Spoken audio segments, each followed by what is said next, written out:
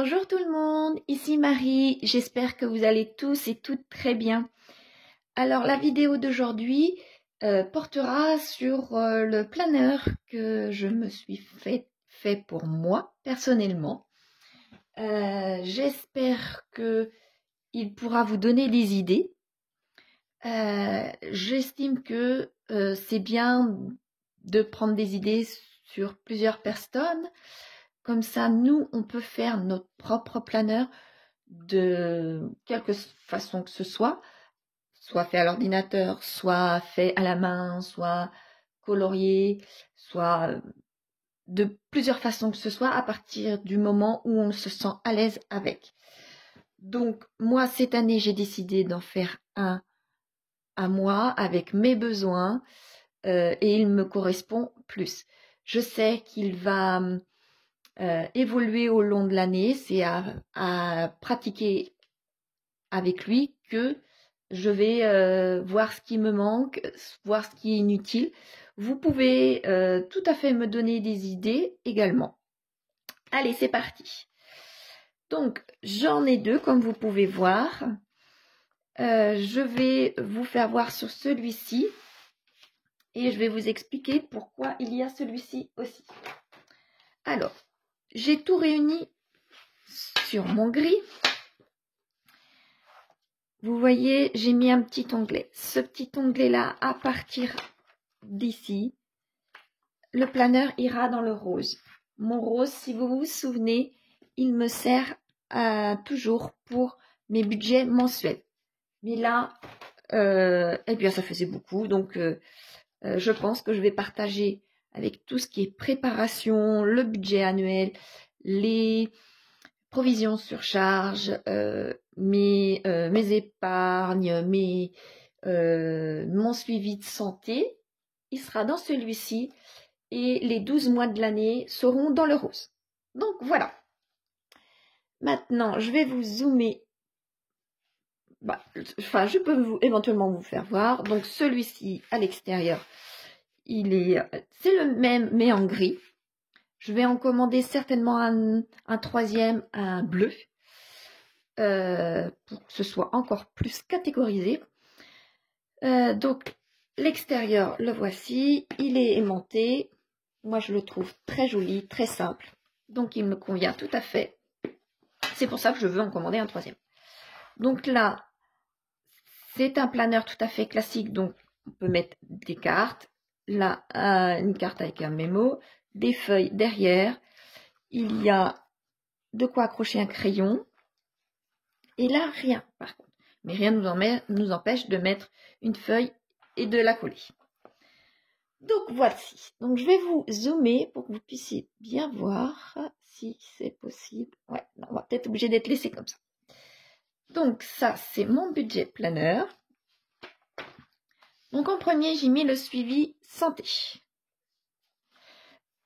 Là, je ne suis pas sortie puisque j'essaye de rentabiliser mes sorties à cause toujours de mon poignet. Mais je vais acheter des petits onglets comme ça pour pouvoir bien savoir où est-ce que j'ai besoin d'aller. Par exemple, si je veux aller au suivi santé ou aux épargnes. Donc voilà, suivi santé. Donc pour moi, je veux mettre par mois.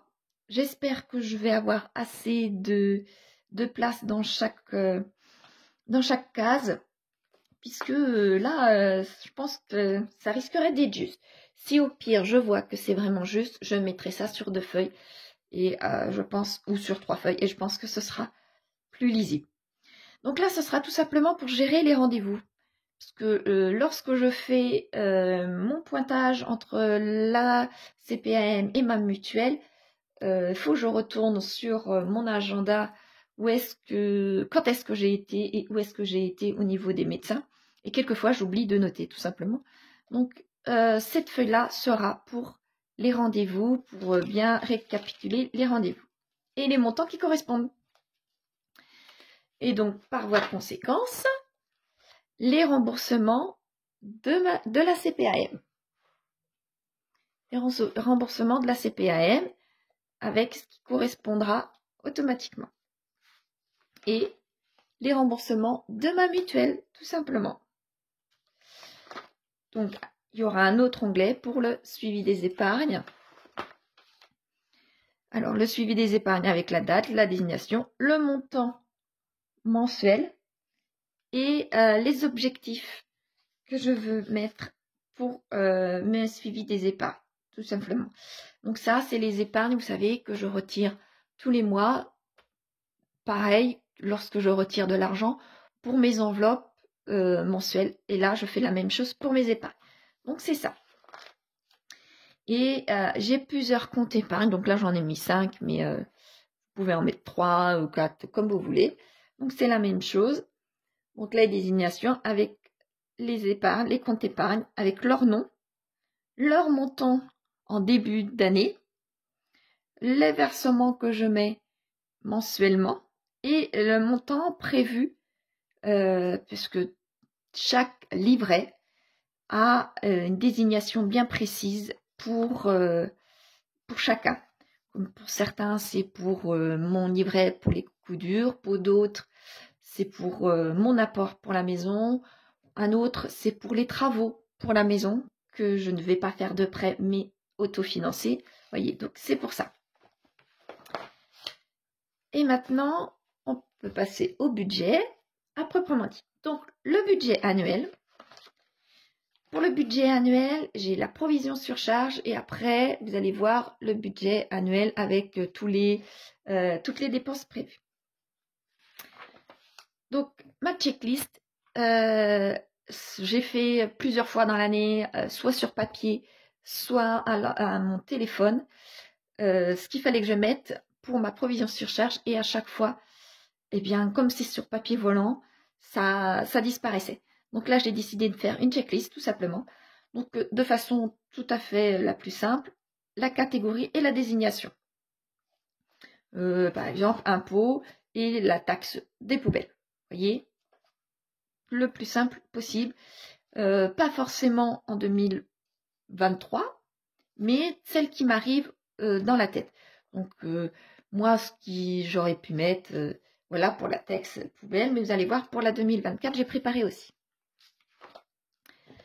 Donc, vous allez voir plusieurs fois des petites erreurs que j'ai faites. J'ai mis tout simplement un petit peu de souris et au crayon, parce que je ne l'ai pas recommencé. Lorsque j'ouvrirai mon ordinateur, je recommencerai. Si j'ai besoin, pour X raison ici, de remettre au propre, je réimprimerai. Ça ne sert à rien d'en imprimer en plusieurs exemplaires, parce qu'on s'est trompé sur quelque chose. Enfin, pour moi, je pense que c'est ça. Déjà, j'ai imprimé pour certaines feuilles 2 fois, voire 3 fois, parce que je me suis trompée. Ou alors j'ai voulu modifier pour X raison, pour que ce soit plus joli, mieux fait.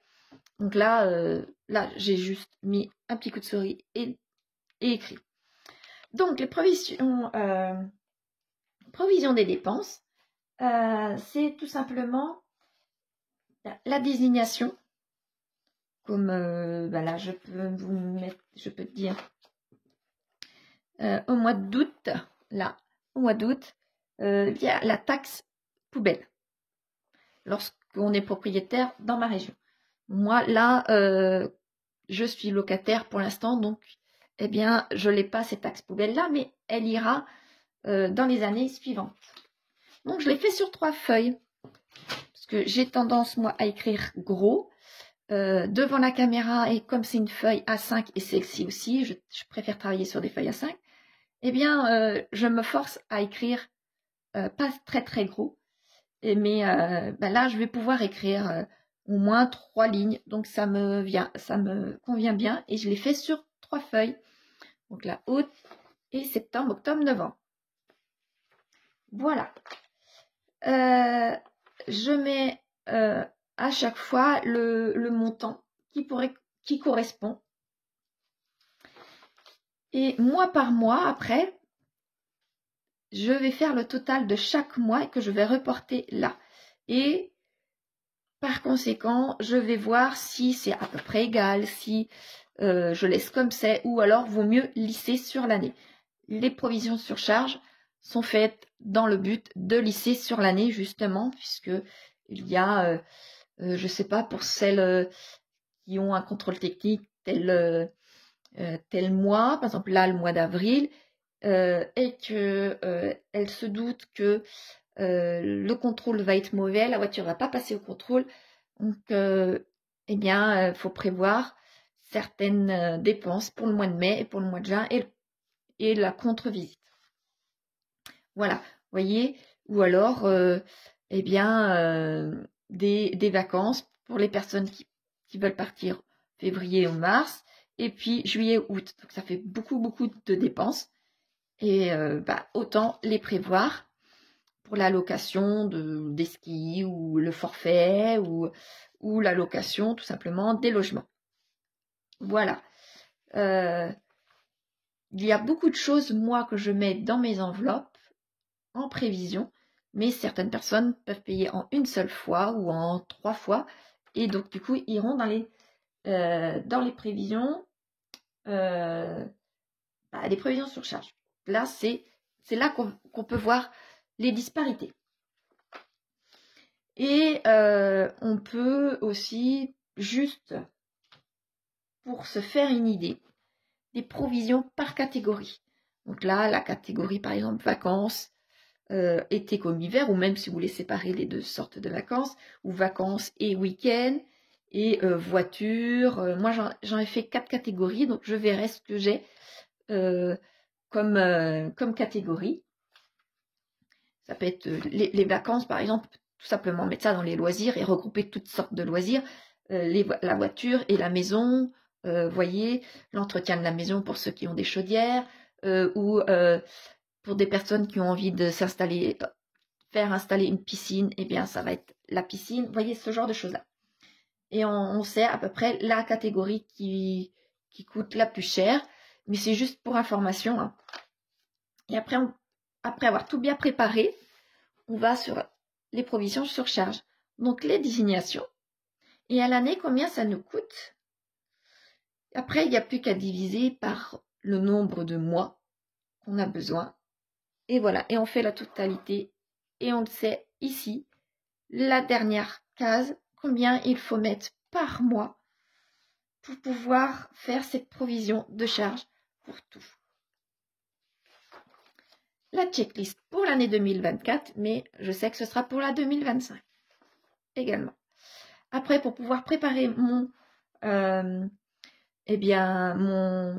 budget annuel, j'ai mes entrées et mes dépenses. Pareil, le mois, la désignation et le montant. Et après, on peut passer au budget mensuel. Toutes ces feuilles iront donc dans mon classeur rose. Budget mensuel, je les ai séparées par trimestre. Voilà.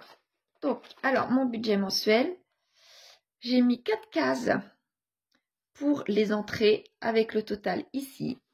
4 cases pour mes dettes avec le total ici. Mes dépenses fixes, là, avec mes dépenses variables,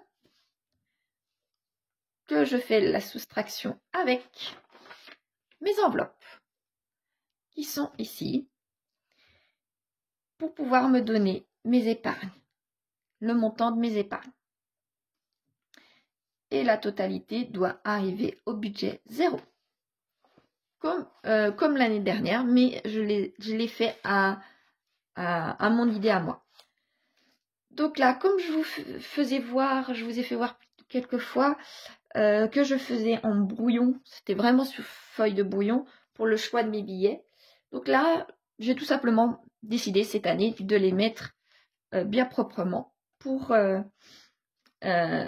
mon budget. Donc, toutes les enveloppes, les désignations seront de nouveau là, avec les billets que j'ai besoin. Je vais inscrire le nombre de billets et le montant aussi de chaque billet pour pouvoir faire le total des enveloppes comme il y avait. Et après, j'irai à la banque avec ce papier-là, le total des billets de 50, le total des billets de 20, le total des billets de 10. À la fin de chaque semaine, j'écrirai ici donc le mois ici, la semaine 1, 2, 3, 7, 23, voilà, avec ce que j'ai réussi à avoir dans cette semaine-là et le total en économie. Pour les 5 semaines, s'il y a 5 semaines,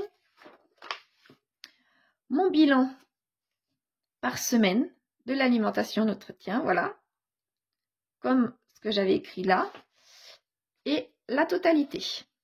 Donc, je verrai si ça fait pas doublon, justement, parce que si ça fait doublon avec ça, vous voyez, ah non, ça ne fait pas doublon. Non, ça ne fait pas doublon, j'ai bien fait, excusez-moi. Et je verrai ce que ça fait. C'est juste que je me suis tout simplement, il faudrait que cette feuille-là aille devant celle-ci. Je ferai ça tout à l'heure. Et voilà. Et la prochaine, et les prochains mois sont ici. Voilà. Ils sont faits tous sur le même, sur la même façon, la même couleur, quelque chose de le plus simple possible, le plus épuré, pardon. Et je mettrai du masking tape pour égayer un petit peu à droite à gauche. Ou alors des petites choses colorées, mais avec parcimonie. Donc je verrai ça. Certains mois seront tout simplement laissés comme ça. Voilà. Ça, c'est mon planeur 2023 qui me correspond à mon budget à moi. Vous avez certainement une autre façon de fonctionner, une autre façon de faire, plus ou moins détaillée que moi. Je voulais le plus simple et pas aller trop dans les détails et dans les répétitions. Donc j'espère que j'ai bien fait et je verrai au fur et à mesure de le pratiquer si c'est bien ce que j'ai fait et s'il faut des modifications ou pas. Voilà. Donc mon budget planeur est préparé. Dans ma prochaine vidéo, celui-ci, il est là aussi. Dans ma prochaine vidéo, je vous ferai voir comment je fais mes provisions sur charge. Voilà. Et celle d'après, ce sera pour mes prévisions pour l'année. Sans oublier que j'ai aussi mon budget de janvier à préparer. J'espère que vous préparez aussi, que vous n'êtes pas trop dans la galère et que ma vidéo sera claire pour vous et vous donnera des idées pour vous préparer pour l'année 2024. Voilà. Eh bien, je vous dis à une prochaine vidéo. Au revoir et bon courage. Au revoir tout le monde.